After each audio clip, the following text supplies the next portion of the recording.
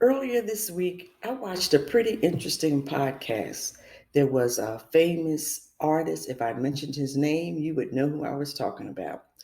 And he was being interviewed, and he talked about how he made it to where he was, but it wasn't through the conventional way. He talked about how he tried to connect with just about every label out there, and he wasn't able to do it.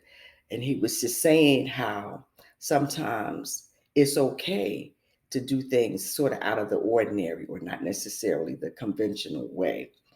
When I sat back and I reflected on that conversation, I was reminded how even with us, we have goals and desires that we accomplish. And sometimes we get frustrated because we don't fit in or we feel like we have to do what everyone else is doing. But there was also a quote that I remember reading that said that if everybody is doing it one way, then you should do the opposite.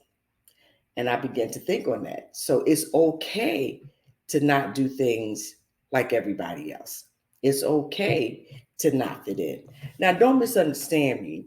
I don't mean that you go out and you just be loosey goosey and, do things willy nilly.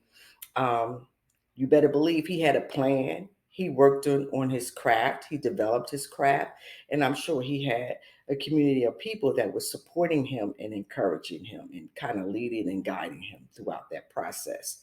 So, what I am saying though is that it's okay to think well, to think right, to think peace, to command your worth and unleash your power.